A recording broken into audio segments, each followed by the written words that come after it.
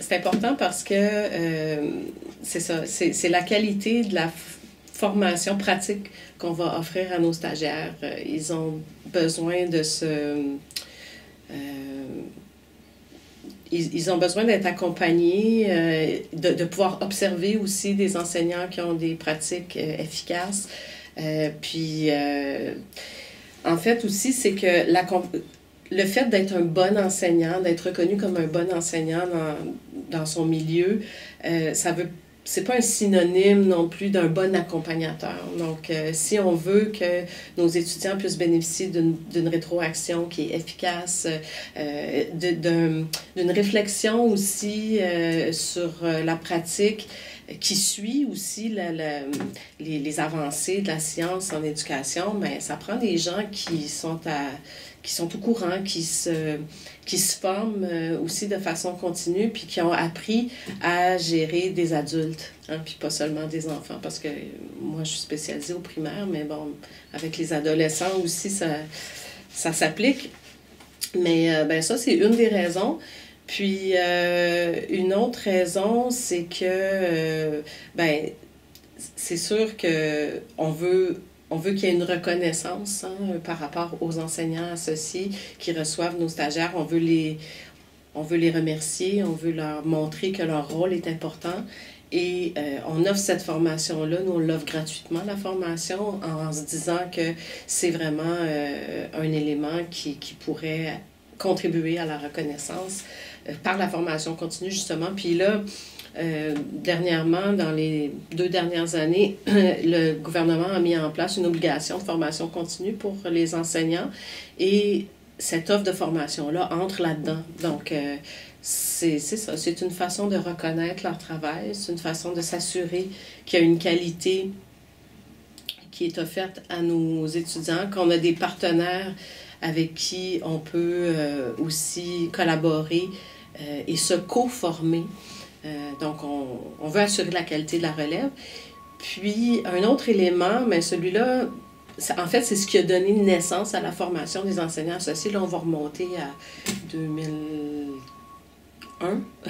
2001, quand le nouveau référentiel de compétences pour la profession enseignante est sorti. Là, maintenant, on a eu un nouveau depuis ce temps-là, mais celui de 2001 faisant en sorte que maintenant, les étudiants avaient 4 stages, donc un baccalauréat de 4 ans plutôt que 3. Et ce 4e stage-là devenait, dans le fond, le stage probatoire. Donc, il n'y avait plus de période de probation dans le milieu scolaire après le baccalauréat. Ça menait directement au brevet, donc à l'autorisation permanente d'enseigner. Et ça, c'est une couche supplémentaire de difficulté pour l'enseignant associé qui accompagne, parce qu'il a le mandat de recommander ou non que cet étudiant-là devienne un enseignant au terme de son stage 4. Donc, il fallait leur donner une certaine solidité, une confiance en eux. Il fallait leur montrer aussi le nouveau référentiel. Eux n'avaient pas été formés avec les compétences professionnelles, c'était nouveau. Donc, tout ça mis ensemble faisait en sorte que c'était nécessaire d'offrir une formation, puis c'est le ministère qui le demandait, puis qui a donné ce mandat-là aux universités de former, d'offrir au moins 30 heures de formation aux enseignants associés.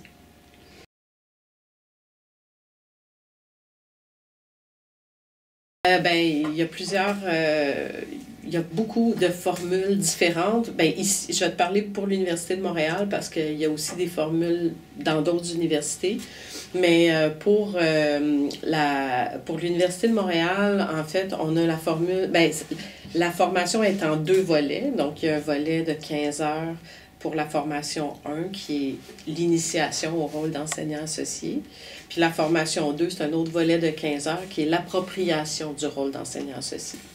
Donc, les 2 volets sont offerts chaque session. On peut avoir plusieurs groupes d'enseignants, mais je dirais que la formation 1 est beaucoup plus demandée que la formation 2.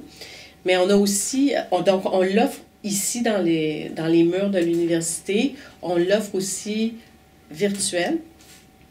Donc, comme c'est une formation de 15 heures, c'est soit 3 jours à l'université, ou bien, si on veut faire en virtuel, pas en virtuel, mais en ligne, c'est 5 demi-journées.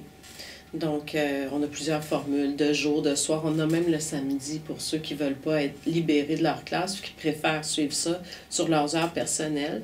Et puis, dans les milieux scolaires, ben, les enseignants sont libérés pour suivre la formation, ou si c'est sur leur temps personnel, ils peuvent recevoir une compensation de leur milieu scolaire. Donc, l'université offre la formation, c'est gratuit, puis les milieux scolaires libèrent les enseignants pour la suivre.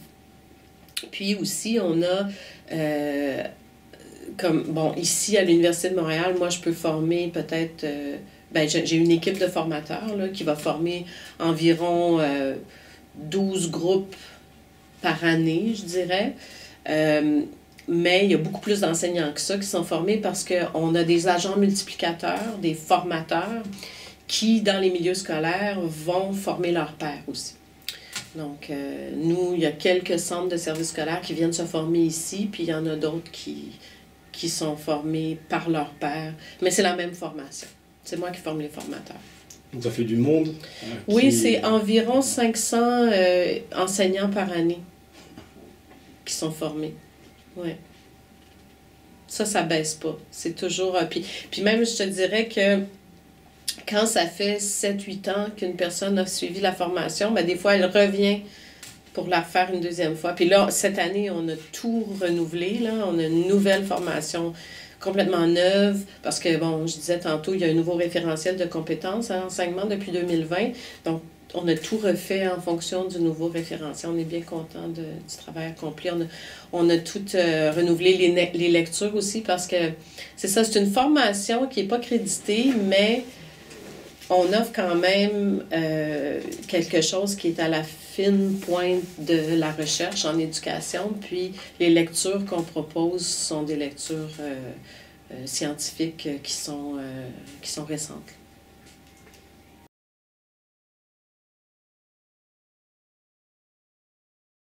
Dans le fond, la formation 1, elle porte sur l'accueil d'un stagiaire. Ensuite, on a le volet planification, l'observation, comment on délègue aussi la prise en charge, la rétroaction et l'évaluation. Donc, c'est les thèmes qui sont abordés dans la formation 1. Dans la formation 2, on va aborder des thèmes comme la pratique réflexive, la gestion de classe, comment accompagner son stagiaire en gestion de classe, la compétence éthique aussi, la relation entre l'enseignant associé et le superviseur de stage. Puis le dernier atelier de la formation 2, il porte sur la différenciation pédagogique. Donc, comment adapter son accompagnement à différents types de stagiaires.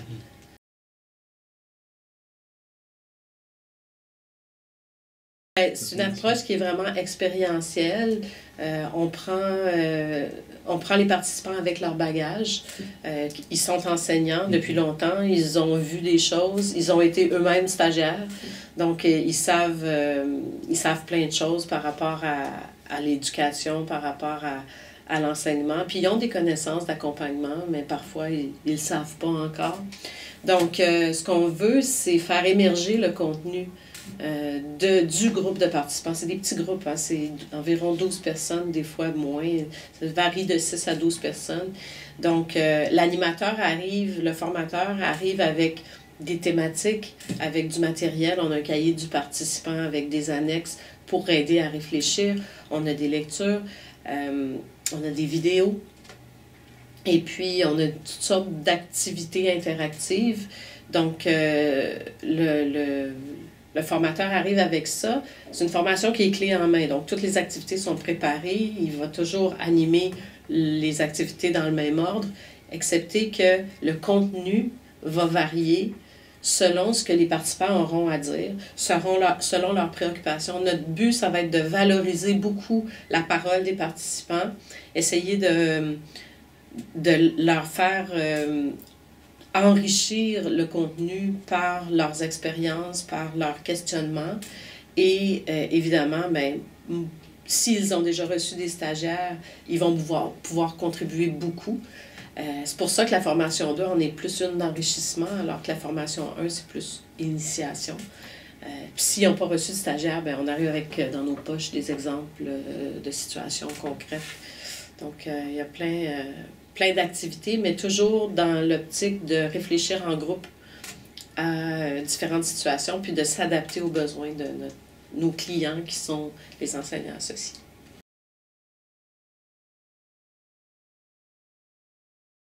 Et, bon, les retombées, on les sent dans la manière dont les gens accompagnent, évidemment. Ça nous vient des superviseurs. Hein. Il y a des superviseurs qui nous disent « Ah, tel enseignant, fantastique, ça paraît qu'il a suivi la formation. » Le matériel qu'ils utilisent, la façon dont ils remplissent leur grille d'évaluation aussi, on le voit dans la manière de dire les choses, comment ils ont intégré ou non des principes de base d'accompagnement.